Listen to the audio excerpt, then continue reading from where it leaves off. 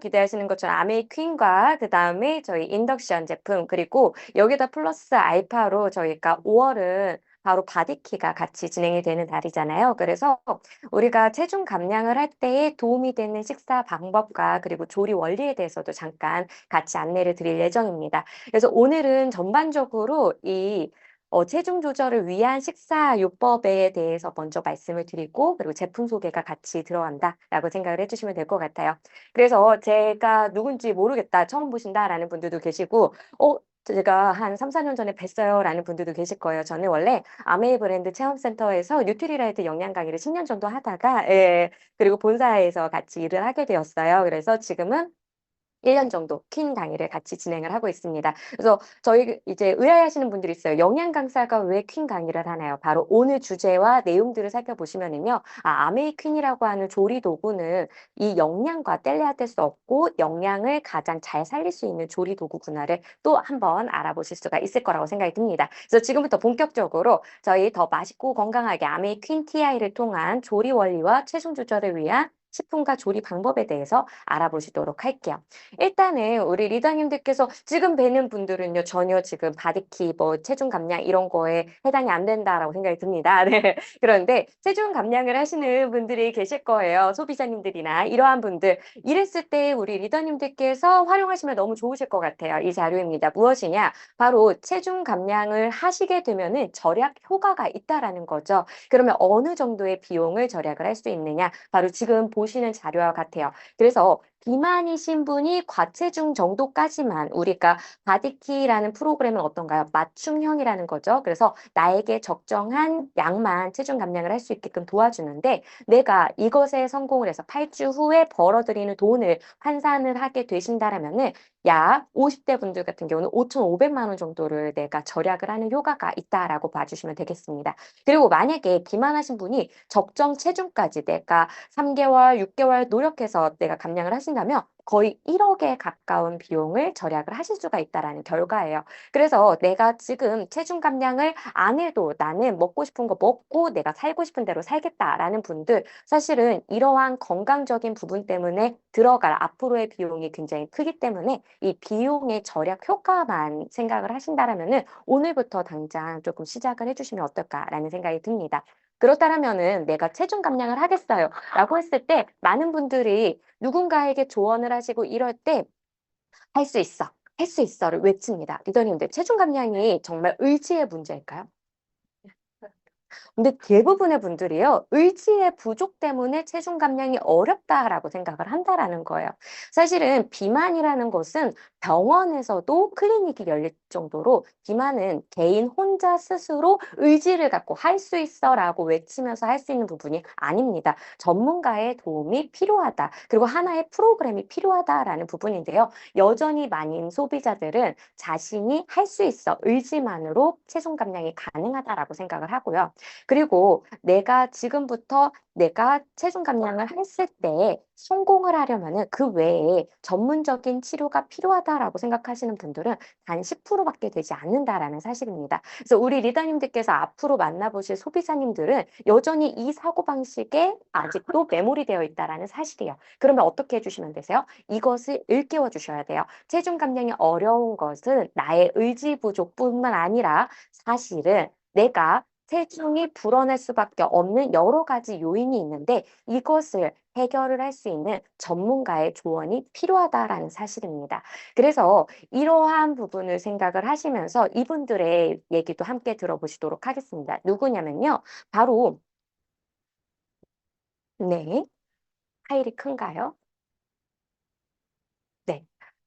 바로 오프라 윈프리와 파티마라고 하는 교수님이 하신 말씀인데요. 오프라 윈프리 같은 경우는 본인이 비만한 체중에서 날씬한 체중을 갖기까지 굉장히 피나는 노력들을 했는데 이때마다 많은 사람들이 너무 상처를 주는 말들을 많이 했다라는 거예요.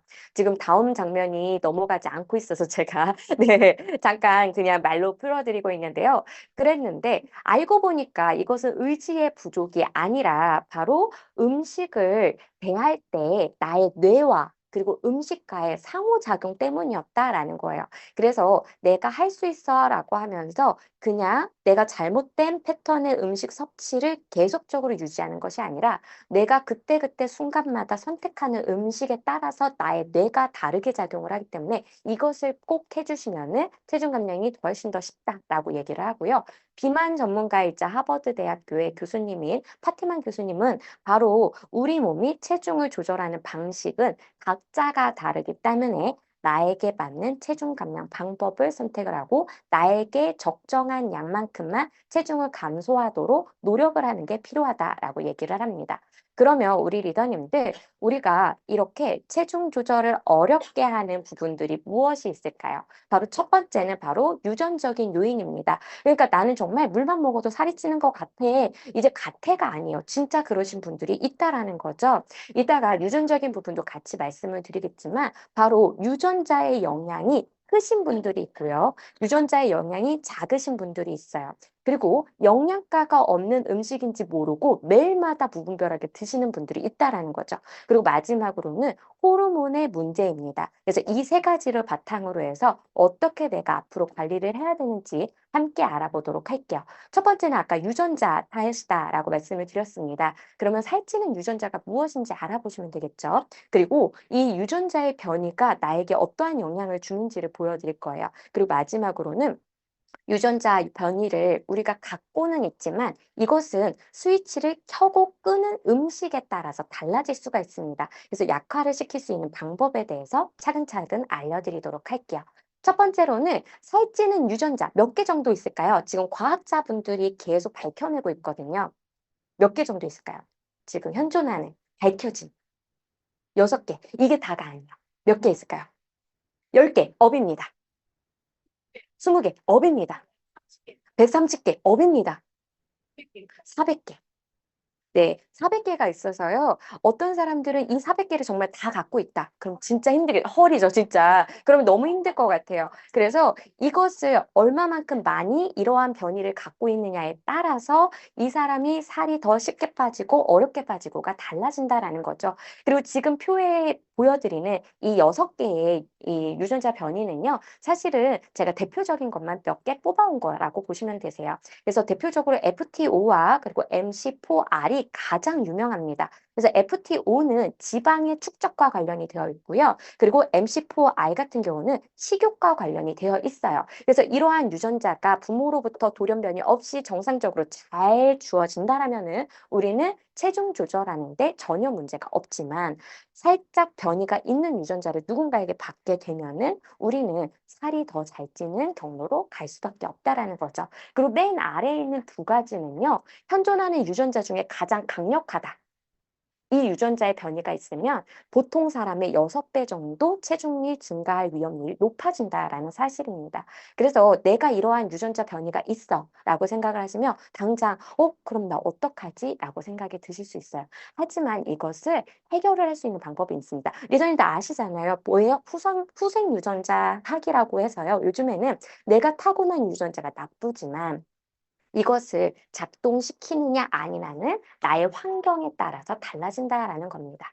그래서 보시면은 이러한 유전자의 변이를 받게 되면은 일단은 식욕, 바로 뇌에 전달을 하는 영향력이 달라집니다. 그리고 두 번째로는 내 위 장관에도 영향을 미쳐서 내 마이크로바이옴이 그리고 나의 장 환경이 바로 우리가 더 살이 찌기 쉬운 상태로 변화를 한다라는 거죠. 나는 지방을 먹기가 싫어요. 그런데 내 몸이 자꾸 지방을 불러일으켜서 지방을 좋아하는 유산균들, 유산균이 아니죠. 바로 프로바이오틱스와 같은 이러한 좋은 유익균들이 아니라 유해균들이 많이 만들어질 수 있게끔 만드는 환경을 만든다라는 사실이에요. 그리고 마지막으로는 호르몬을 교란을 시키기 때문에 내가 어쩔 수 없이 식이 조절이 안 되고 내 체지방이 다른 사람에 비해서 이만큼 먹었는데도 꾸역꾸역 그만큼을 저장을 하는 몸으로 바뀔 수가 있다라는 사실이에요. 그러면 이것을 스위치를 켜고 안 켜고는 누구의 선택이다? 환경적인 거기 때문에 나의 선택이에요. 그랬을 때는 어떻게 해주시면 되느냐? 이것을 떠올리세요. 바로 일벌과 여왕벌은 유전적으로 유전자가 100% 동일하다라고 합니다. 근데 이 두 벌이 어떠한 차이점 때문에 여왕벌이 되고 일벌이 되느냐? 로얄 젤리를 먹느냐 안 먹느냐에 따라서 여왕벌이 되고 일벌이 되느냐는 거예요. 그래서 유전자를 내가 아무리 나쁜 것 아니면 여왕벌이 될 수도 있는 유전자를 갖고 태어났어도 내가 어떤 음식을 먹느냐에 따라서 다른데 이것이 사람에게도 적용이 된다라는 사실입니다. 그래서 실질적으로 아까 식욕을 억제하기 힘들게 만드는 게 MC4R 유전자의 변이였잖아요. 그리고 FTO 유전자 변이가 있으면은 체지방을 좀 더 많이 축적을 한다라는 사실이에요. 근데 이러한 분들에게 지중해식 식사를 하게끔 했더니 어떠한 놀라운 변화가 있느냐? 바로 체지방이 더 빠르게 많이 감량이 된다라는 겁니다. 그래서 우리 리더님들께서 어떻게 하시면 되세요? 이제는 내가 어떤 음식을 선택할 건지 내 마음을 먹고 거기에 따라서 내 유전자의 스위치가 켜지고 꺼지고가 달라지기 때문에 나쁜 유전자 내가 갖고 있는 것 같아 라는 마음이 있으시다면 꺼주시면 되시겠죠. 그리고 오늘은 제가 마이크로바이옴 얘기는 안 할 건데 아시죠? 바로 마이크로바이옴 저희 마이크로바이옴 랩, 마이랩 프로그램을 통해서 검사를 하시게 되면은 거기에 살찌는 마이크로바이옴이 많으신 분들, 적으신 분들 나온다라는 거예요. 이랬을 때도 내가 먹는 음식에 따라서 달라지기 때문에 그러한 나쁜 음식들은 저해를 해주시고 좋은 음식들을 많이 섭취해 주시고 그리고 나에게 맞는 유산균, 프로바이오틱스 제품을 선택해서 섭취를 해주셔서 내 몸을 좀 더 건강한 방향 쪽으로 이끌어 가시면 되시겠습니다. 그래서 실질적으로 이 지중해 식단을 하세요라고 하면 리더님들이 어떤 생각을 갖고 계시느냐? 우리는 한국 사람인데 지중해 식단을 어떻게 해요? 내가 오늘부터 갑자기 당장에 허브를 막 해서 먹어야 되고 모든 식품들을 그렇게 바꿔야 되나요? 아니라는 거죠. 한국형의 지중해 식단도 가능하다라는 겁니다. 리더님들께 영양학자들이 항상 말씀을 드리는 거예요. 통곡물 섭취하세요. 오메가3를 더 많이 섭취하기 위해서 들기름을 위주로 섭취하세요. 그래서 올리브유가 안 맞으신 분들은 올리브유 굳이 안 드셔도 돼요. 들기름 섭취하셔도 돼요. 근데 저는 올리브유도 너무나도 좋은 게 일단은 향이 그렇게 강하지가 않기 때문에 많은 요리들에 어울리거든요. 그래서 계란 후라이 하시고서 위에다가 올리브유 뿌려서 섭취하셔도 되는 부분이거든요. 그래서 이러한 여러 가지 다양한 방식을 통해서 한국형의 지중해 시기를 하셨으면 좋겠다라고 말씀을 드립니다. 그래서 이 페이지는 그냥 사진으로 이제 찍어서 이제 보시면 되실 것 같아요. 그래서 실질적으로 한국형으로 바뀐 식단을 한번 보시면은요. 낙지덮밥. 이거 우리 고추장 넣어서 만들 수 있지만 고추장을 안 넣었다라는 사실이에요. 그래서 왜 고추장을 일부러 안 넣었을까요? 바로 저탄수화물 시기를 하실 때에는 고추장이 쌀을 이제 원료로 만들기 때문에 살짝 피해 주시는 게 맞다라는 거죠. 이럴 때는 간장 소스를 위주로 섭취를 해주시면 되시고요. 들깨, 버섯, 두부밥. 왜 들깨를 넣었을까요? 참깨가 아니라. 오메가3 때문에 이런 식으로 바꿔주시는 거죠. 마지막으로 우럭냉이 된장밥 이거 할 때에도 일부러 카레 강황가루로 뿌렸다라는 거예요. 이런 식으로 우리가 다채롭게 한국식이지만 지중해 식으로 바꿔서 섭취가 가능하다라는 부분도 함께 설명을 드립니다. 그리고 두 번째 원인은 바로 영양가가 없는 음식을 너무 많이 먹기 때문이다라고 말씀을 드립니다. 내가 자꾸 뭔가가 먹고 싶어요 하시는 거는 바로 식품 중독에 걸려 있을 가능성이 있다라는 거죠. 그래서 아침에 내가 단백질을 먹느냐 아니면 단당류, 이제 탄수화물 식품이라고 먹긴 먹었는데 너무 혈당을 빠르게 올리는 이러한 단당류 식품을 먹었느냐에 따라서도 하루 동안에 내가 선택하는 음식이 달라진다라는 사실입니다. 그러면 이왕이면 우리 리더님들 아침에 시작을 하실 때 우리 아이들 아침에 기운 내라고 미숫가루 한 잔이라도 타주실 때 뭐를 거기에다 같이 섞어주시면 더 좋겠어요? 식이섬유소, 그렇죠. 식이섬유소 파우더 넣어주시고 거기에다가 단백질 음료 같이 조금 태워주시면은 보다 더 우리가 혈당을 빠르게 올리지 않고 점심 식사 시간까지 든든하게 배를 채울 수 있는 이러한 시간이 될 수가 있다라는 사실입니다. 그래서 식품 중독, 음식 중독이 얼마나 중독력이 강하냐 이 자료는 정말 많이 보셨을 거예요. 바로 코카인에 중독이 된 사람의 뇌와 음식에 중독이 된 사람의 뇌가 동일하다라는 거죠. 그래서 이 음식도 중독성이 굉장히 강하다라는 사실입니다. 특히 어떤 음식에 중독이 강하냐? 리더님들, 지방도 땡기고 탄수화물도 땡기는데 단백질은 땡기지 않아요. 바로 탄수화물과 지방에는 중독성이 굉장히 강하다라는 의미입니다. 그래서 우리가 단짠단짠이라든지 그리고 도너츠와 같이 튀김 이제 퐁당하고서 기름에 튀긴 데다가 설탕을 바른 것들 자꾸 한 번 먹으면 놓칠 수 없고 계속 먹게 되는 이유 바로 이게 정말 음식 중독에 너무나도 키포인트가 되는 음식이기 때문이에요. 그래서 이러한 식품을 잘못 선택을 하시게 되면은 음식에서 헤어나오기가 우리 의지로 헤어나오기가 어렵기 때문에 이러한 것들에 대해서도 함께 알아보시면 될 것 같습니다. 그래서 2014년도에 뉴캐슬 대학교에서는 이제 연구를 해봤는데요. 전 세계 인구의 20% 정도가 식품 중독에 걸려 있다라는 사실이에요. 그래서 혹시라도 내가 식품 중독이 있으시다라는 분들은 어떻게 해주시자? 이것을 끊어내기 위해서 지방이라든지 그리고 탄수화물 음식을 적절하게 배제를 해주시는 노력이 필요합니다. 그래서 중독성이 강한 음식, 중독성이 약한 음식도 연구 결과로 나왔는데 어쩐지 그렇죠. 맞아요. 저 음식들 계속 먹고 싶더라. 네, 맞아요. 중독성이 강하기 때문에 나의 뇌가 보상을 계속 받는 거죠. 이 음식으로 인해서. 그래서 우리 리더님들께서 생각하셔야 돼요. 마치 마약, 코카인과 같다. 그래서 그 당시에는 굉장히 기쁠지언정 나중에는 더 기분이 안 좋아지는 결과를 가지고 오기 때문에 이러한 음식들은 좀 피해 주시는 게 맞다라고 생각해 주시면 되겠습니다. 그리고 아까도 말씀드렸어요. 단당류에서 벗어나셔야 된다. 그런데 저는 여기에서 하나 더 말씀을 드립니다. 바로 인공 감미료 같은 경우도요. 내 인슐린에 영향을 미친다라는 사실이죠. 그래서 너무 많이 제로 콜라 이러한 것들에 너무 믿지 마세요. 왜냐? 거기에는 설탕은 없어요. 당분은 없어요. 그래서 칼로리는 적지만 감미료의 맛이 너무 강하게 되면은요. 나의 뇌에서 보상을 받고 나의 뇌에서 몸에게 나 지금 탄수화물 들어온 것 같아. 인슐린 분비돼. 라고 하면서 인슐린이 동일하게 분비가 된다라는 사실입니다. 그리고 과거에 아시죠? MSG 실험을 했어요. 그래서 MSG는 이 짠맛이 덜한데도 왜 사람들이 자꾸자꾸 찾을까? 이걸 보니까 바로 감칠맛을 똑같이 흉내를 냈는데 소금을 적게 넣는다고 MSG를 많이 선택을 하면 안 되는 이유가 나의 뇌에서는요 이것의 짠맛을 소금이랑 거의 동일하게 느끼기 때문에 물을 소금처럼 많이 마실 수밖에 없다라는 사실이죠.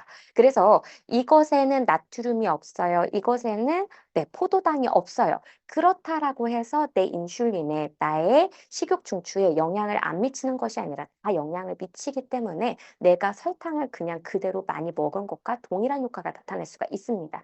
그래서 이러한 단당류의 음식에서 많이 벗어나 주셨으면 좋겠어요. 리더님들 머릿속에 지금 혼란이 왔어요. 그러면 알룰로스는요? 네, 이따가 제가 답변을 드리려고 네, 알아요. 네, 네, 들으려고 제가 여기에서는 말을 아낍니다. 단, 미리 말씀을 드리면은 알룰로스 제품은요, 설탕에 비해서 감미도가 0.7 정도야. 70% 정도예요. 그래서 나의 식욕에 영향을 더 안 미친다라고 생각해 주시면 되겠습니다. 그래서 내가 단당류로 이제 섭취를 하게 되면은요, 바로 너무 혈당이 급격하게 올라갔다가 급격하게 떨어지기 때문에 기분이 롤러코스터처럼 변하기 시작을 합니다. 그렇기 때문에 우리들은 이 단당류에 대해서 더 먹고 싶다라는 생각을 할 수밖에 없다라는 사실이죠. 그럼 우리 리더님들께서 어떻게 해주셔야 돼요? 아침을 시작을 하실 때 아까 말씀드린 것처럼 이러한 단당류 위주보다는 복합당이라든지 식이섬유소, 단백질이 포함된 음식의 형태로 시작을 해주셔야 하루 동안의 혈당의 흐름이 완만해지면서 식사를 너무 과도하게 하지 않는 결과를 가지고 올 수가 있습니다. 그리고 현재 어떠한 모델이 개발이 됐느냐? 과거에는요, 영양학자들이 너무 과도하게 먹는 것이 비만에 유도합니다라고 해서 계속 발표를 해왔어요. 근데 최신에는요, 바로 탄수화물 인슐린의 관계 때문에 비만이 유발이 됩니다라고 해서 새롭게 탄수화물 인슐린 모형이라는 게 개발이 되었습니다. 그래서 우리가 단순당을 먹는 것이 비만을 유발을 하기 시작을 했다. 그래서 요즘에 영양학자들은 전탄수화물 혹은 저단당류 시기를 많이 권하고 있는 실정이다라고 기억해 주시면 되세요. 그래서 이 중독에서 벗어나기 위해서는요, 아까부터 강조드린 것처럼 저GI, 저단당류의 식사를 해주심으로써 포만 중추가 잘 이제 유지가 되고 그리고 지방의 합성이 감소가 되면서 우리의 몸이 건강한 상태로 변화할 수 있게끔 만들어 주시면 되겠습니다. 그래서 이 자료는 정말 많이 보셨을 거예요. 그래서 우리가 밥을 먹는다라고 했을 때도 의도적으로 잡곡류를 많이 섞어서 섭취를 하시려고 하면 되고요. 그리고 과일 같은 경우도 우리가 섭취를 하실 때 의도적으로 이 당분이 좀 적은 형태 딸기 미만의 당분을 갖고 있는 맛을 우리가 찾아주시면 되겠습니다. 그리고 여기에서 보시면은 감자와 고구마 중에 어느 것이 더 혈당을 빠르게 올린다라고 되어 있죠? 맞아요. 그렇기 때문에 예, 식이섬유소 때문에요. 입에는 고구마가 더 단 것처럼 보이지만 사실은 식이섬유소 때문에 그러한 변화가 있기 때문에 그래서 이러한 것들. 근데 나는 고구마도 너무 달아서 조금 부담스러워요 하시면 이럴 때에는 바로 단호박으로 넘어가시면 되세요. 단호박이 훨씬 더 칼로리도 적고요. 그리고 혈당도 더 천천히 올립니다. 그래서 이렇게 음식을 조금씩만 바꿔주는 지혜로움이 있으시면 될 것 같아요. 그리고 이거 아시고 계셨나요? 똑같은 고구마라도 우리가 조리하는 방법에 따라서 혈당 지수, 당 부하 지수가 달라집니다. 그래서 이왕이면은요, 저온 저수 혹은 찌는 요리로 고구마를 요리를 하셔야지 군고구마까지 가시면 어떻게 된다? 혈당을 너무 빨리 올리는 결과를 가지고 온다라는 사실이에요. 왜 그럴까요? 바로 고구마 안에는 바로 이것을 빨리빨리 단 음식으로 바꿀 수 있는 효소가 들어있어요. 근데 우리가 오래 가열을 하면 할수록 이 효소가 더 활성화가 많이 돼서 점점 단물질을 많이 만들어낸다라는 거죠. 그렇기 때문에 우리들은요, 군고구마까지 가지 마시고 찐고구마에서 멈춰주시는 것이 더욱더 현명한 조리 방법이 되겠습니다.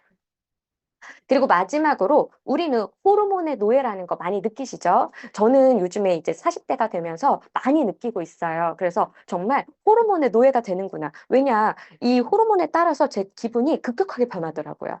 이것은 나의 식욕이라든지 그리고 내 체지방을 축적을 더 잘하느냐, 안 하느냐에도 영향을 준다라는 겁니다. 그래서 체중에 영향을 주는 호르몬이 정말 많습니다. 그래서 대표적인 게 바로 렙틴과 그렐린이겠죠. 그래서 이 렙틴과 그렐린에 대해서도 그리고 인슐린과 코티솔과 GLP-1이라고만 되어 있지만 이거는 우리가 포만감을 뇌에게 전달을 해주는 대표적인 물질이에요. 그래서 여러 가지가 있는데 대표적으로 이 GLP-1만 함께 이제 언급을 드립니다. 그래서 그렐린 같은 경우는 내 위가 비었을 때 위장에서 뇌에게 신호를 보내죠. 그래서 나 지금 위가 비었어. 빨리 먹을 것을 줘라고 해서 식욕을 불러일으킵니다. 그리고 코티솔 같은 경우는요. 내가 굉장히 많이 스트레스를 받게 되면은 내 몸이 지금 위기 상황이기 때문에 더 많이 먹어라라는 신호를 주고요. 그리고 또 한 가지가 바로 지방을 축적을 하려고 하죠.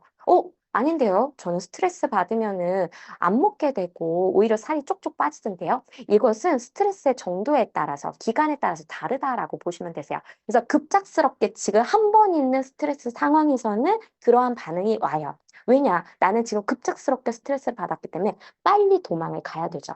하지만 이 스트레스가 너무 오랫동안 지속이 된다? 그럼 그때부터는 차곡차곡 내 체중이 불어난다라고 보시면 되세요. 그래서 스트레스 때문에 살이 찌시는 분들은 이 스트레스가 오랫동안 지속이 돼서 만성 스트레스라고 생각해 주시면 되겠습니다. 인슐린은 어떠한가요? 인슐린 같은 경우는 동화 호르몬이라고 해서요. 차곡차곡 뭔가를 쌓는 호르몬이라고 생각해 주시면 되겠습니다. 그래서 근육도 만들지만 지방도 만든다라는 사실이에요. 그래서 렙틴 같은 경우는 지방세포에서 만드는 호르몬인데 이것은 내 지방세포에 체지방이 많이 쌓여있으니 중성지방이 많이 쌓여있으니 그만 먹어라고 신호를 보내요. 그래서 우리의 몸은 원래 유전적인 변이가 없고 건강한 상태다라고 하면은 내 체중이 세트 포인트가 너무나도 정확하게 잘 맞춰져 있어서 여기에 맞게 식욕이 왔다 갔다 하면서 정상적으로 잘 조절이 됩니다. 하지만 이 호르몬의 교란이 되게 되면은요, 이 렙틴의 신호도 제대로 받질 않기 때문에 뇌에서 인식을 못하고 계속 먹기만 한다라는 사실이에요. 그래서 GLP-1 같은 경우도 아까 포만 호르몬이라고 말씀을 드렸죠. 그래서 내 위가 장이 지금 빵빵하게 포만감이 있는데 뇌에서 인식을 못하게 되면은 나는 지금 배가 부른지도 모르고 계속 먹게 된다라는 사실이에요. 그래서 이 호르몬의 건강을 항상 잘 유지를 하기 위해서는 일단 첫 번째로는 바로 인슐린의 저항성을 높여주셔야 돼요. 낮춰주셔야 돼요. 인슐린을 내 몸이 똑똑하게 잘 받아들일 수 있게끔 만들어주셔야 됩니다. 왜 그러느냐? 인슐린과 렙틴은 똑같은 세포에 똑같이 작용을 하는 특징이 있어요. 그런데 인슐린을 내 세포가 제대로 받아들이지 못하면 혈중의 인슐린의 농도는 굉장히 많이 높아지게 되고 내 몸에서는 과다하게 인슐린을 많이 만들겠죠. 그러면 렙틴은 1만큼 나오는데 인슐린이 10만큼 나와버리면 렙틴을 인식을 할 수 있는 능력이 떨어질 수밖에 없어요. 그래서 인슐린을 내 몸에서 올바르게 잘 받아들일 수 있게끔 단순당을 적게 섭취를 해주시는 거. 그래서 요즘에 저탄고지라든지 저탄수화물 식이 이거가 많이 강조가 되는 이유는 바로 단순당 때문이다라고 기억해 주시면 되겠습니다.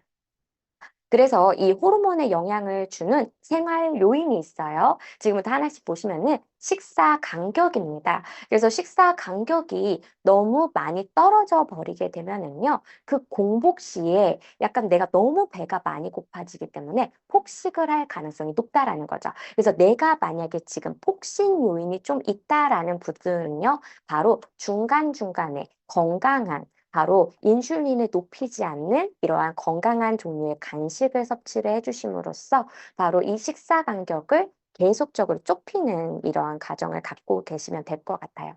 그래서 내가 올바른 식사 간격은 4시간 단위라고 생각해 주시면 되겠습니다. 그래서 2시간 혹은 4시간 사이로 이제 조절을 하셔서 내가 계속적으로 배가 너무 극심하게 고프지 않게끔 만들어 주시면 되세요. 그리고 운동을 꾸준히 해주시게 되면은 바로 인슐린이 적정하게 조절이 되기 시작을 하고요. 그리고 그렐린 농도가 감소가 됩니다. 그래서 우리 리더님들께서 운동도 하루에 적정하게 해주시면 되겠죠. 그리고 스트레스 관리해 주셔야 되고요. 마지막으로 수면도 하나의 스트레스 요인이 될 수가 있어요. 그래서 과거에 제가 영양 이제 강의를 할 때 이것도 말씀을 드렸는데 내가 동일하게 저열량 시기를 하더라도 이 수면을 얼마나 잘 충분히 취하느냐에 따라서 효과가 달라집니다. 그래서 보통 영양학자들은 7시간 이상은 숙면을 하세요라고 말씀을 드려요. 그럼 리더님들께서 저희 굿슬립 헬스 그 제품이 생각이 나실 거예요. 그런데 이 제품 같은 거, 굿슬립 밸런스 제품 같은 경우 섭취하실 때 제가 한 가지 팁을 알려드리면은요. 이 제품을 섭취하시고 잠에 들었어요. 그러면 중간에 깨면 될까요? 안 될까요? 안 돼요. 그러면 약간 좀 리더님들이 더 약간 처진다라는 느낌이 드실 수도 있어요. 이것은 수면을 유도를 하고 숙면을 잘 취할 수 있게끔 만들어주는 거기 때문에 리더님들께서 각성 제품하고 좀 다르다라는 거죠. 그래서 혹시 이 제품을 드시고 주무실 때에는 정말 이 수면할 수 있는 환경을 철저하게 좋게 만들어 주셔서 중간에 깨지 않게끔 만들어 주시면은 더욱더 효과를 많이 볼 수가 있습니다.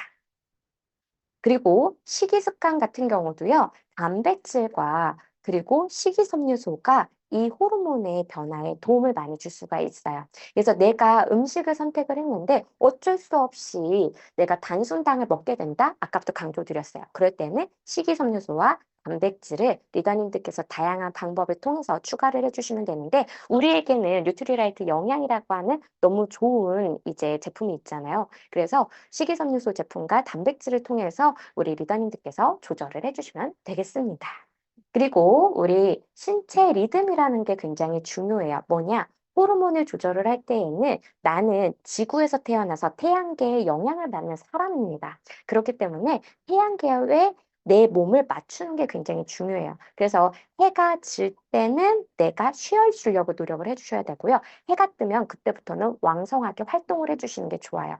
그래서 내 생활 리듬과 호르몬의 분비는 거의 이 생체 리듬 시계에 맞춰져 있다라고 보시면 되겠습니다. 그래서 식사 시간도 이 체중 감량하시는 분들은요, 이렇게 지혜롭게 짜시면 좋아요. 그래서 일어나자마자 뭔가를 드시는 거 좋은 방법일까요?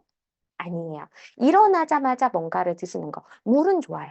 그래서 물을 통해서 내 몸을 순환을 하고 간단하게 움직여 주세요. 그리고 2시간 정도가 지난 다음에 내 몸이 이제는 음식을 받아들일 준비가 되었습니다. 그때부터는 내가 뭔가를 먹어도 충분히 소화를 잘 시킬 수가 있어요. 근데 이때에도 아침이잖아요. 너무 많이 먹으려고 노력하지 마시고요. 내 몸이 쉽게 소화를 할 수 있는 형태. 리더님들께서 드시는 바디키라든지 우리가 간단하게 먹을 수 있는 채소, 과일을 삶은 것을 갈아서 섭취하는 방법, 이러한 것들을 통해서 간단하게 음식을 섭취하시는 거죠. 그리고 12시 정도가 되면 일반 식사하시면 됩니다. 그리고 저녁이 되면은요, 지방을 뺀 이 지방이 저지방의 단백질을 섭취하시기를 권해드려요. 그래야 우리가 저녁에 야식을 부르는 게 조금 힘이 약해집니다. 우리가 저녁 식사에 만약에 기름진 걸 먹는다. 그러면은 우리가 야식을 부르는 시간이 언제예요? 10시. 이때 한 번 더 그렐린과 비슷한 이 공복을 자극을 하는 이러한 호르몬이 분비가 되거든요. 이 호르몬을 더욱더 극대화가 돼서 부르기 시작을 해요. 그래서 저녁 식사하실 때에는 지방을 좀 줄인 식사를 하시기를 권해드리도록 할게요. 그래서 여기까지 열심히 체중 조절과 관련이 되어 있는 식사 요법에 대해서 말씀을 드렸습니다. 그리고 아까 제가 조리 방법에 대해서 잠깐 말씀을 드린 이유는요. 여기에서는 튀기거나 볶는 요리를 권하지는 않았어요. 그리고 뭔가 데치는 요리도 권하지는 않았어요. 바로 찌는 혹은 저수저운의 요리를 권해드립니다.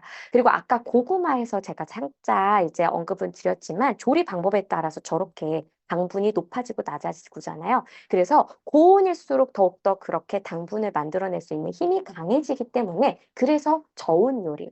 그리고 기름은 적게 먹는 게 좋겠죠. 그렇기 때문에 저유 요리. 이러한 것들이 가능한 게 무엇이다? 바로 오늘 소개해드릴 아메이킹 TI가 그러한 조리 도구입니다.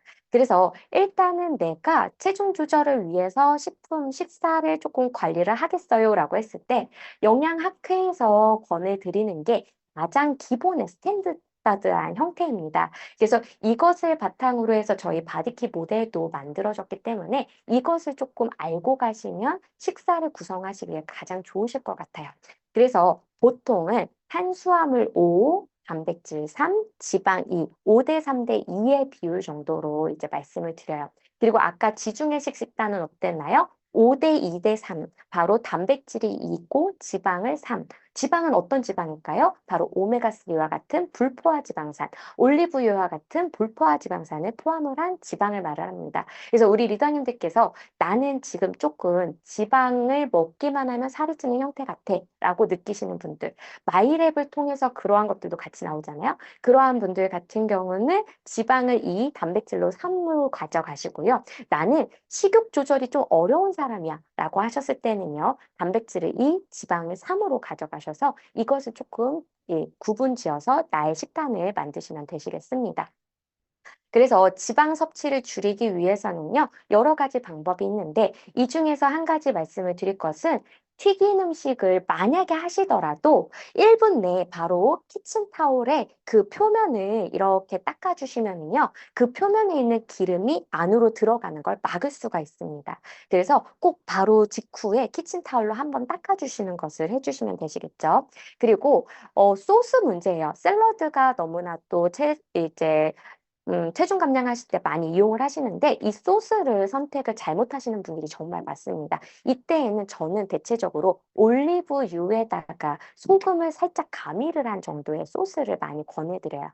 혹은 발사믹 식초라든지 오리엔탈 소스 같은 경우 여기까지는 괜찮지만 그 외에 나머지는 너무 지방 함량이 많고 그리고 단맛이 많이 나기 때문에 별로 권하지는 않습니다. 그래서 올리브유와 발사믹 식초와 약간의 소금, 송화소금은 맛도 좋잖아요. 이러한 소금을 사용하시기를 권해드릴게요.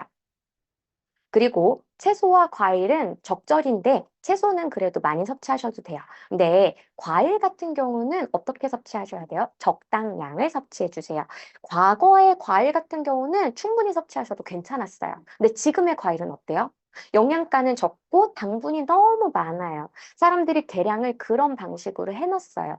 그래서 요즘 과일은요, 우리가 생각을 했을 때 내가 1인분 양 같아 라고 했을 때 3분의 1 정도로 줄여주시면 딱 맞을 것 같아요. 사과도 한꺼번에 한 사람당 1사과라고 생각하신다면 3분의 1 어느 정도? 네, 그 정도. 네, 3분의 1이 우리가 먹을 수 있는 1의 분량의 사과다.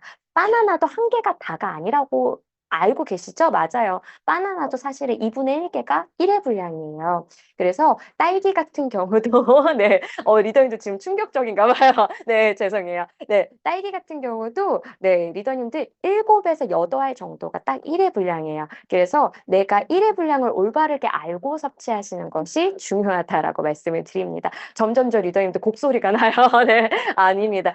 이게, 근데 하시다 보면은요, 적응이 되시다 보면 내 몸이, 식욕이 그렇게 변화해요. 그렇기 때문에 리더님도 아시잖아요. 습관을 형성을 하는 시간, 그리고 날짜가 며칠의 법칙이라고 하죠? 그거를 60일이었나요? 70일? 66일 맞아요. 60일, 70일 사이였네요. 네, 맞아요. 66일의 법칙이라고 해서 바로 내가 이러한 습관을 잘만 형성을 하시면 평생 가져가실 수가 있기 때문에 내가 만약에 지금 바디키 프로모션에 도전을 할 거예요. 그러면은 이 시점이 딱 맞습니다. 그래서 이러한 것들을 함께 시도를 해주셔서 평생 내가 유지할 수 있는 건강한 이 식습관을 만들어 주시면 될 것 같아요. 아까 제가 말씀드린다고 했던 그 알룰로스 여기에 나와요. 바로 감미료도 똑똑하게 선택을 하자. 감미료 회사에서는 어떻게 하나요? 바로 이것은 0칼로리입니다. 칼로리를 자꾸 말씀을 해요. 그런데 열량은 보시면은 그렇게 큰 차이가 없어요. 사실은 어떻게 보면은. 근데 뭐가 문제예요? 당 지수, 혈당을 얼마나 많이 올리느냐가 다르고요. 그 감미도가 얼마나 높으냐의 차이입니다. 그래서 저는 감미도도 중요하고 혈당 지수도 중요하다라고 말씀을 드려요. 그래서 아메이에서 이번에 출시한 알룰로스는 99.8이 뭐예요? 바로, 네, 맞아요. 알룰로스고, 나머지 0.2%, 98%가 알룰로스고, 나머지 2%가 나한가라고 하는 감미도 200에 해당이 되는 성분입니다. 이것을 적절하게 섞었더니 설탕의 감미도의 70% 정도의 감미도만 갖게 되었다라는 거죠. 그리고 혈당 지수, 당 지수 어떤가요? 당을 전혀 높이지 않는다라는 결과예요. 그렇기 때문에 리더님들께서 감미료를 선택을 하실 때에도 이 두 가지 감미도와 그리고 당 지수까지 고려를 하셔서 선택을 하시면은 더욱더 똑똑하게 내 몸을 관리를 하실 수가 있게 됩니다.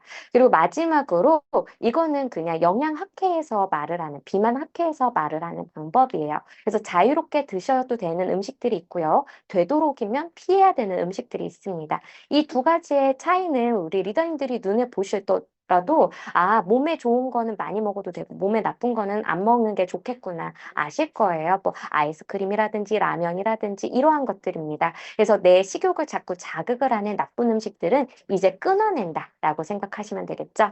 그러면 뉴트리라이트 바디키 프로그램은 무엇을 도와드리는 걸까요? 바로 이러한 음식 중독을 끊어낼 때 도움을 주는 프로그램일 거라고 생각을 해주시면 되세요.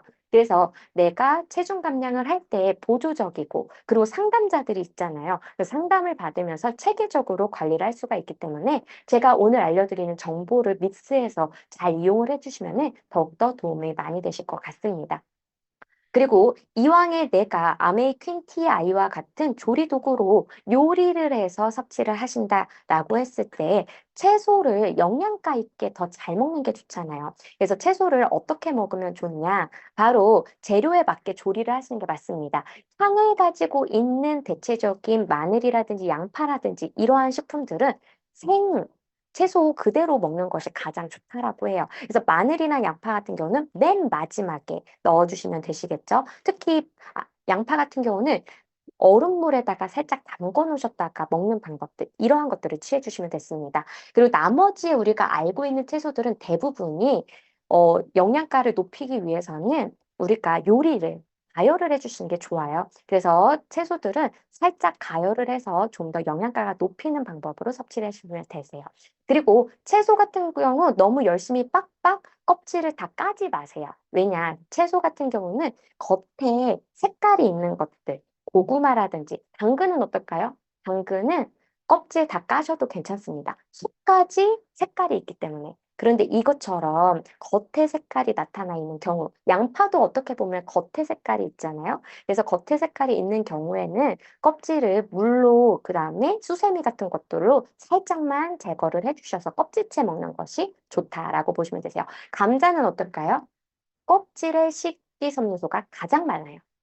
고구마는요, 이 처음과 끝, 이 상단과 아랫부분, 여기에 식이섬유소가 가장 많아요. 그래서 이것을 알고 섭취를 하시면은 더욱더 영양가가 높게 섭취를 하실 수가 있기 때문에 말씀을 드려요. 네, 옳지 않아. 네. 그리고 채소를 이제 요리를 하실 때 볶거나 삶는 것은 추천하지 않는다라는 사실입니다. 표에서 보시죠. 바로 이제 찌는 게 좋은데요. 찌는 것보다 더 좋은 것은 저수 좋은 요리다. 왜냐, 찌게 되면은 리더님들 수증기에 데워 보신 분들 있으실 거예요. 뚜껑 딱 열었을 때.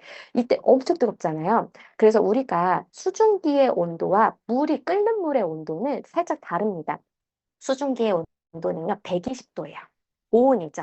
그래서 찌게 되면은 더 뭔가 데쳤을 때보다 폭이 큰 것처럼 보이는 게 그냥 느낌이 아니라 실제예요. 근데 저수 저온 요리를 하면 어떨까요? 저온 요리이기 때문에 채소에 비타민이나 미네랄의 파괴를 적게 가져갈 수가 있어요.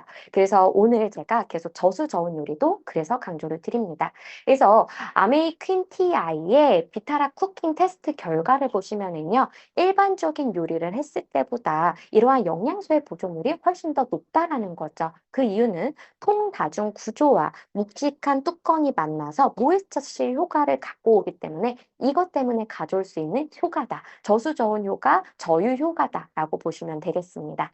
그리고 이 채소는 금방 사서 금방 조리를 하셔야 돼요. 제가 더블 X를 강조를 드릴 때 이러한 것들을 많이 정보를 전달을 드리는데 뭐냐? 채소가 유통을 거쳐서 집에 냉장 보관이 되었어요. 그럼 그 안에 있는 영양소는 내가 땄을 때 그대로 보존이 되나요? 아니라는 거죠. 본인 스스로가 살겠다고 채소가 스스로가 그 영양소를 계속 사용을 해요. 그래서 사람이 먹을 때는 영양소가 굉장히 바닥을 친 상태로 먹을 수가 있다는 사실이죠. 그래서 리더님들께서 더블S를 제가 강조를 드리는 이유는 갖다자마자 농축해서 추출해서 만들기 때문이죠. 그래서 우리 리더님들께서 이왕에 채소를 드신다면 어떻게 조리를 하시자? 바로 구입을 하셔서 바로. 그리고 시금치 같은 경우도 상온에 보관하시면은 비타민 C가 많이 줄어요. 엽산이 많이 줄게 돼요. 그래서 냉장고에 보관을 하시고 세워서 보관을 하시는 것이 영양소를 더 그래도 많이 보존을 하는 방법이라고 합니다. 꼭 기억해 주시면 될 것 같아요. 그래서 이러한 저수저온 요리를 가능하게 하는 것은 아메이퀸 TI라고 말씀을 드렸죠. 그렇다면은 리더님들께 질문 드릴게요. 구글에서는 매년마다 올해의 검색어 1위는 무엇일까요를 항상 통계를 내요. 작년에 검색어 1위를 한 레시피가 있어요. 뭘까요? 샐러드. 저는 왠지 김밥일까 지중해식일까 그랬었거든요. 뉴스 보셨죠? 김밥. 예, 김이 굉장히 비싸졌잖아요. 그 이유가 해외에 있는 분들이 김밥을 너무 많이 싸갖고 우리나라에 들어와야 되는 김이 다 수출이 돼서 비싸졌다라고 얘기를 하더라고요. 그래서 김밥일까 했는데 그게 아니라 여전히 비빔밥이 1위였다. 이거는 국내의 통계가 아니라 전 세계의 레시피 1위가 비빔밥이었다라는 거예요. 그래서 체중 감량하실 때도 비빔밥 도움 많이 되시겠죠? 밥의 양은 일단은 어떻게 줄여주셔야 돼요? 3분의 1이나 3분의 2 정도 줄여주신 다음에 시작을 하시면 되세요. 그래서 이 비빔밥을 누구보다 더 건강하게 드시려면 어떻게 해주셔야 되느냐? 저수, 저온, 저유 요리를 하시면 되고요. 그리고 재료에 맞는 칼을 사용을 하셔야 돼요. 왜냐? 우리가 칼로 집 이기듯이 억지로 자르게 되면은 영양소가 그 상태에서 계속 파괴가 일어나거든요. 그래서 결대로 잘 영양소가 파괴가 되지 않게끔 잘라주시는 게 필요합니다. 그리고 단식간에 조리를 해야 되죠. 그래서 저수, 저온 요리가 너무나도 좋은 이유는 우리가 조리 시간을 더 빠르게 단축을 할 수 있기 때문이에요. 우리 일반적으로 당근, 볶으면 아까 보셨죠? 영양소 확 줄잖아요. 근데 이것을 그냥 한 번에 때려 넣고 저수저온 요리하면 어때요? 더 빠르게 그리고 영양소의 손실 없이 그대로 그리고 더 빠르게 요리가 가능하다라는 장점을 갖고 있습니다. 그래서 내가 올바르게 조리를 하겠다라고 했을 때 많은 분들이 조리 도구를 선택을 하시려고 노력을 하실 거예요. 그랬을 때 생각나는 조리 도구들, 범람 냄비, 무쇠 냄비, 알루미늄 소재의 냄비, 그리고 스테인리스 소재의 냄비. 어떠한 특징이 있느냐? 바로 첫 번째로 무쇠속 같은 경우는 열 보존율이 굉장히 우수합니다. 그래서 한번 가열을 해서 열을 올리기까지는 시간이 걸리지만 올린 다음에는 이게 끝까지 계속 뭉근하게 뜨겁게 유지가 된다라는 장점이 있죠. 그리고 알루미늄 같은 경우는 빠르게 열을 전도한다라는 장점이 있어요. 구리도 마찬가지예요. 마지막으로 스테인리스 소재는 내부 식성을 갖고 있기 때문에 무쇠속과 알루미늄과 구리가 갖고 있는 하나의 단점이 뭐예요? 녹이 슬고 그리고 부식이 일어난다는 단점이거든요. 이것을 이제 해결을 할 수가 있다라는 장점을 갖고 있습니다. 그래서 이 열 보존율도 높이고 그리고 빠르게 열 전도율도 높이고 그리고 내부 식성도 그대로 가져가는 형태가 바로 통다중 구조 기술이라고 보시면 되세요. 이렇게 통다중 구조를 하게 되면은요, 열을 전달을 할 때에 재료에 전체적으로 고르게 열이 전달이 되기 시작을 합니다. 그래서 아랫면부터 서서히 익히는 게 아니라 양방향으로 서라운드로 4D로 그냥 열을 계속적으로 전달을 할 수가 있죠. 그래서 빠르게 조리가 돼요. 그래서 영양소가 보존이 되는 거예요. 그렇기 때문에 이 스테인리스 소재는 안전하게 그리고 영양소를 지키는 힘이 강하기 때문에 건강하게 조리를 하는데 도움이 됩니다. 그래서 1963년도에 아메이에서는 아이쿡이라는 이름으로 이 스테인리스 통다중 구조의 스테인리스 제품을 만들게 됩니다. 왜예요? 여기에 그 정답이 써 있어요. 보다 더 건강하게 요리를 하기 위해서. 그래서 우리 아메이퀸의 전신인 아이쿡이 개발이 된 이유는 무엇이다? 오로지 건강을 위해서 이렇게 개발이 되었다라고 보시면 되겠습니다. 그래서 지금까지 아메이퀸은요, 건강한 요리 문화를 선도해 왔습니다. 그래서 아메이퀸 같은 경우는 모이스처실, 비타라 쿠킹, 젖수 저온 요리를 바탕으로 해서 발전이 되어 왔다라고 보시면 되고요. 그리고 올해 초에는 무엇이 개발이 되었나요? 바로 아메이퀸 TI 제품이 새롭게 출시가 되었죠. 이 제품 특징 지금부터 말씀을 안 드릴 수가 없어요. 무엇이냐? 바로 부식 유해 물질 걱정에 적당히는 없기 때문에 이번에 316Ti 소재를 사용을 하게 되었습니다. 316Ti 소재는요, 304와 다르게 내부 식성이 굉장히 강하고요. 그리고 안전성이 입증이 되었기 때문에 사람의 몸에 직접 사용을 해도 될 정도의 내부 식성을 가지고 있어요. 그래서 의료용 기기에도 널리 사용을 하고 있는 스테인리스 소재입니다. 그리고 두 번째 특징은 아메이 퀸만의 특장점인 5가지 지키는 기술, 이 본질을 그대로 유지를 하면서 업그레이드를 시켰다라는 장점이죠. 그래서 저희가 이번에 좋은 것에서 위대함으로 바로 굿투 그레이트라는 게 슬로건이잖아요. 그 슬로건이 나타난 이유가 무엇이냐면 이 굿투 그레이트라고 하는 책이 있어요. 이 책은 미국에 있는 100대 회사 중에서 살아남은 11개의 회사의 공통점을 추출해서 만든 논문을 바탕으로 해서 만들어진 책이에요. 거기서 말을 하는 공통점이 무엇이냐? 본인의 회사가 갖고 있는 특장점을 갈고 닦았더니 위대해졌더라라는 특징을 갖고 있습니다. 우리 아메이퀸의 특장점이 뭐야라고 누군가가 물어본다라면 바로 이 5가지 지키는 기술이야라고 말씀을 해주시면 됩니다. 바로 모이스처실, 비타라 쿠킹, 통다중구조, NSF 인증인데 게다가 상업용. 요리사분들이 12시간, 13시간 프라이팬을 가지고 요리를 해도 전혀 위해가 없다라는 게 안전성이 입증이 된 거죠. 그리고 마지막으로는 계속 우리가 요리를 해도 손목, 어깨, 팔꿈치 안 아픈 이유는 바로 아시안 키친랩 디자인 때문입니다. 이 5가지를 이렇게 중요해요라고 강조를 하는 회사가 없어요. 아메이퀸이기 때문에 이것을 강조를 하고 이것을 계속 갈고 닦았습니다. 이번에는 그 부분이 더 좋아졌기 때문에 그래서 아메이퀸 TI가 정말 좋습니다라고 강력하게 말씀을 드리죠. 그리고 마지막으로 이번에는 저희가 사용자의 편의성을 구석구석 개선을 했습니다. 바로 스티머를 뚫었고요. 그리고 양손 핸들을 적용을 하고 푸어링 림을 통해서 국물을 따라낼 때에 국자가 없이도 따라낼 수 있게 깔끔하게 물이 따라집니다. 마지막으로 내부에 눈금이 생김으로써 분량, 계량컵 없이 분량 측정이 가능하다라는 사실이죠. 그래서 이번에 아메이퀸 TI가 이렇게 변화했다는 걸 말씀드렸고요. 지금부터는 인덕션에 대해서 잠깐 말씀을 드릴 텐데 아직도 가스레인지를 고집하시는 분들이 있어요. 그래서 선진국의 뉴스를 가지고 왔습니다.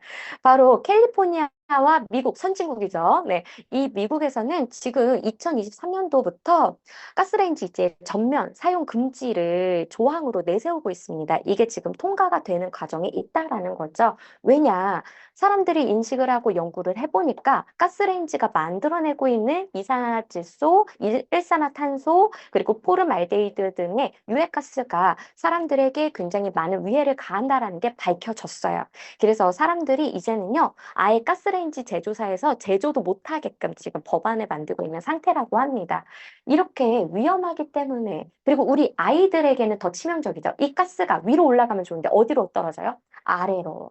그래서 이제는 이러한 일산화탄소, 이산화질소 이러한 것들을 만들어내는 가스가 아니라 인덕션을 이제는 만나보시는 게 맞다라는 거죠. 그래서 여전히 주변에 혹시 가스레인지 사용하고 있는 분들은요, 선진국에서도 이러한 이유 때문에 전면 금지하고 있는 과정이래라는 걸 꼭 말씀을 해주시면 될 것 같아요. 그리고 인덕션의 특징은 무엇일까요? 바로 전자기장을 통해서 이 냄비 자체를 가열을 하는 거죠. 그래서 이 금속을 이 자기장이 통과를 할 때 열을 발생을 시킵니다. 이 열 발생량에 따라서 우리가 냄비가 가열이 되고 그래서 조리를 할 수 있는 이거의 특장점이 뭐냐? 손실이 안 된다라는 거죠. 왜? 오로지 냄비만 가열을 시키기 때문입니다. 그리고 이 인덕션, 잠시만요. 인덕션 제가 자료를 하나를 이따가 보여드리네요. 네.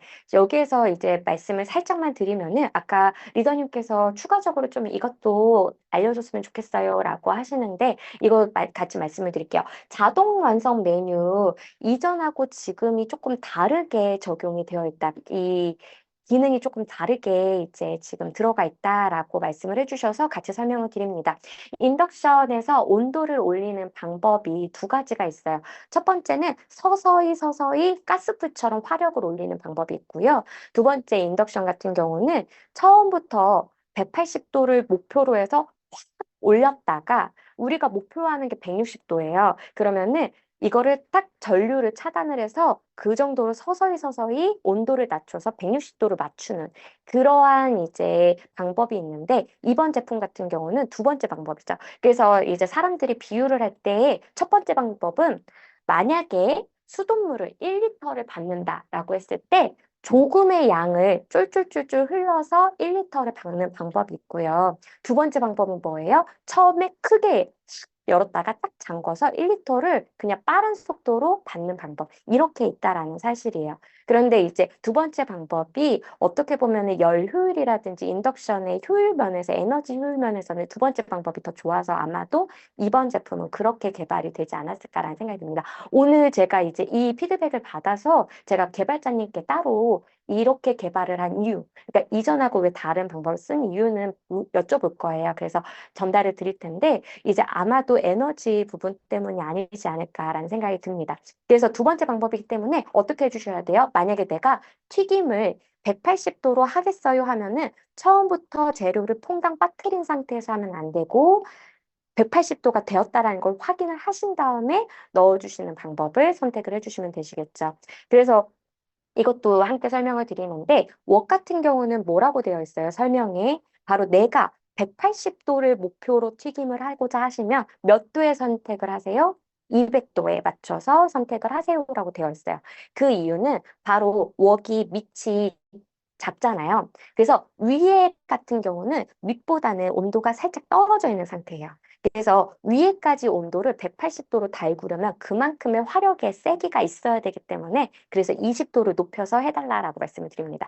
그래서 혹시나 우리 리더님들께서 튀김이라든지 그리고 보온이라든지 이러한 것들을 하실 때는 내가 원하는 온도를 맞추려고 얘는 처음에 올렸다가 떨어뜨리는 방법을 쓰기 때문에 그것을 고려를 하셔서 넣는 시간을 조금 생각을 해주시면 될 것 같아요.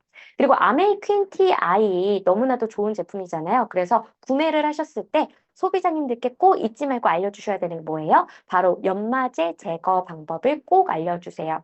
왜 그러느냐?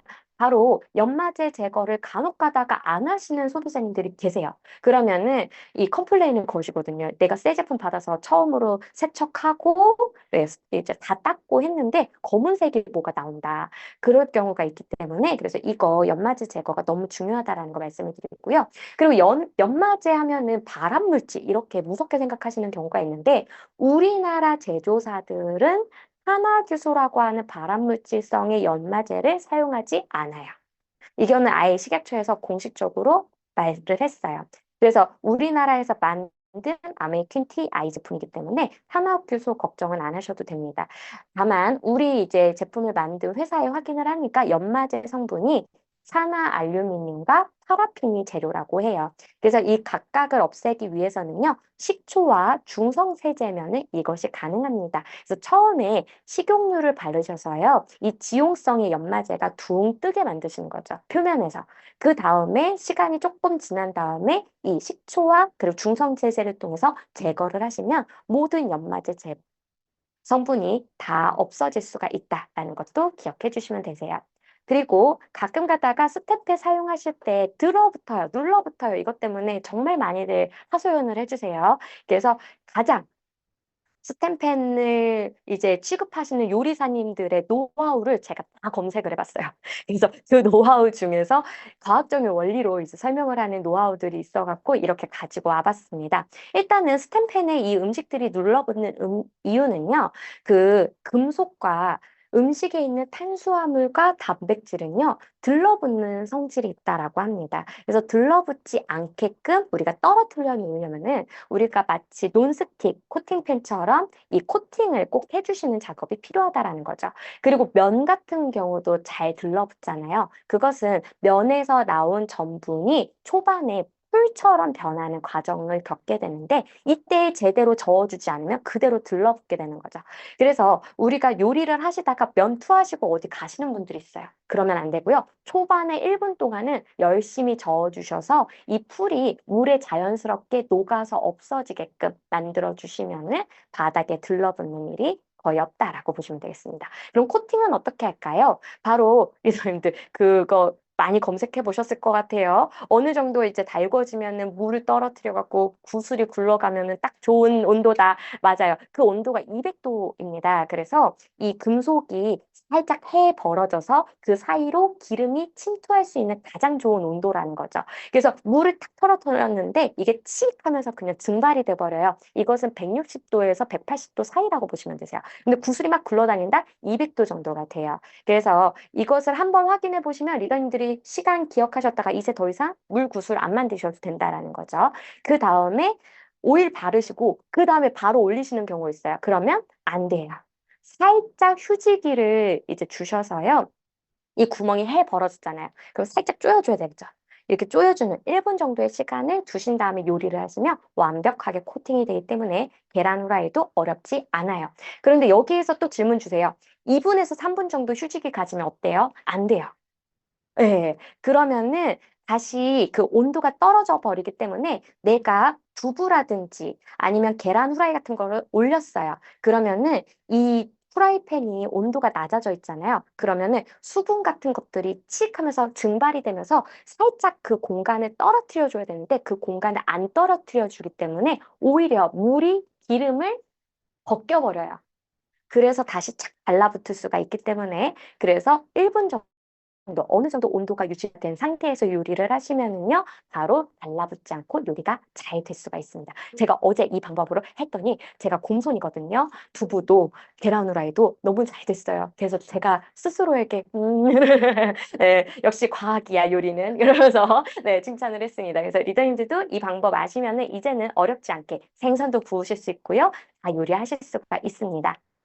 그래서 만약에 체중 감량을 위해서 내가 요리를 하시겠어요. 그리고 건강을 위해서 이왕이면은 아메이퀸 TI를 통해 인덕션을 통해서 요리를 하시겠어요. 하신다라면은 저희 아메이 홈페이지 들어가면 이 레시피 북이 다운을 받을 수 있게끔 되어 있습니다. 그래서 그것을 다운 받으셔서요. 이 레시피 북을 활용해서 요리를 하시면 되세요. 그래서 아까 지중해 시기도 나왔고 체중 감량에 도움이 되는 여러 가지 요인들이 있었잖아요. 그래서 제가 메뉴를 조금 뽑아왔는데 첫 번째가 바로 연어 레몬 리조또입니다. 근데 여기에서 체중 감량식을 내가 한다라면은 뭘 바꿔주시면 되느냐? 원래 레시피는 쌀이에요.